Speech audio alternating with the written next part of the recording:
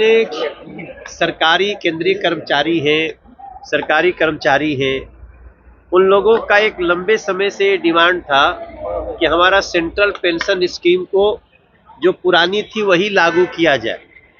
और आप सबको जानते हुए बड़ी खुशी की बात है कि 2 दिन पहले सेंट्रल पेंशन स्कीम को नरेंद्र मोदी जी की सरकार उन्होंने इसको मंजूरी दे दी है।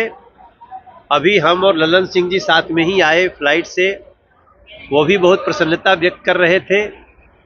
और मैं समझता हूं ये देश के जितने सरकारी कर्मचारी हैं उनके लिए बहुत ही खुशी की बात है कि जो भी सरकारी कर्मचारी की जब नौकरी खत्म हो रही होगी या जब वो छोड़ रहे होंगे तो उसके 1 साल पहले जो उनका वेतन होगा उसका 50% उनको पेंशन के रूप में मिलेगा।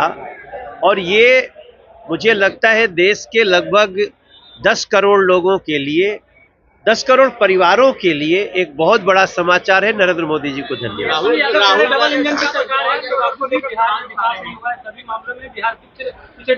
बेरोजगारी, महंगाई और भी कई सारे मामलों को उठा रहे हैं।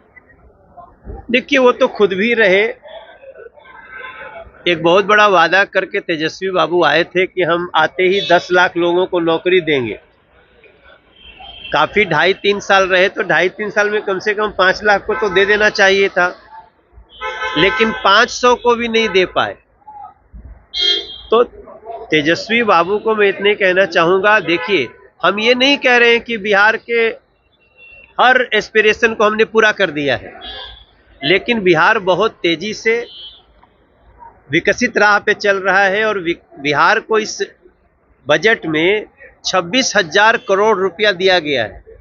अब उसका तो विरोध कर रहे थे तेजस्वी बाबू। आप अगर विपक्ष में हो के भी बिहार के समर्थक हैं तो बिहार में जो इस बजट में स्पेशल दिया गया है, टोटल देखेंगे तो करीब 48,000 करोड़ का इसी बजट में है। लेकिन उसकी तारीफ करने की बजाय तेजस्वी बाबू को आदत पड़ गई है केवल विरोध करना है। मुझे लगता है जो बिहार को प्यार करता है वो बिहार के हर बेहतरी को स्वीकार भी करे। राहुल गांधी ये जानना चाहते हैं कि अभी तक दलित सवाल खड़ा कर रहे हैं बिहार में महाजंगल राज आ गया है, एनडीए की सरकार, डबल इंजन की सरकार है, फिर भी अपराधी कंट्रोल नहीं हो रहा। देखिए, बीच में तेजस्वी बाबू की ही सरकार आ गई थी जिसमें उन्होंने अपराधियों को सबल करने का काम किया था।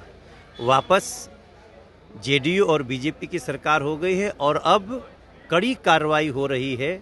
मैं आपको विश्वास दिलाता हूं कि बिहार में अपराधियों की खैर नहीं होगी। ये भाजपा और जदयू का फिर से एक लंबे समय के बाद शासन आया है और इसमें अपराधियों के ऊपर कड़ी कार्रवाई होने जा रही है। आपको ये विश्वास दिला सकता हूं। चिराग और मांझी झारखंड में चुनाव लड़ने को लेकर के चर्चाएं हैं और लगातार झारखंड में बैठक पे बैठक कर रहे हैं, कैसे देखते हैं? अब इस पे मैं कल बात करूंगा। अगर चुनाव लड़ते हैं तो क्या बीजेपी जो है उचित सीट उन्हें प्राप्त करेगी झारखंड में? अब इस पे आज हमसे मत बात कराइए, मैं थोड़ा सा इसमें पार्टी से डिस्कस करने के बाद बात करूँगा। सर, एक सवाल है, कहीं ना कहीं जो विपक्ष के नेता हैं तेजस्वी यादव कह रहे हैं कि नीतीश कुमार हम लोगों के सामने होते हैं 25 में तो हम लोग बेहतर परफॉर्मेंस करेंगे, नीतीश कुमार का बिहार में इकबाल खत्म हो गया। सब समय की बात है, समय पे बात होगी। ऐसी ये सारे जो बातें हैं ये इस समय प्रासंगिक नहीं है, आने वाले समय में इस पे बात करें।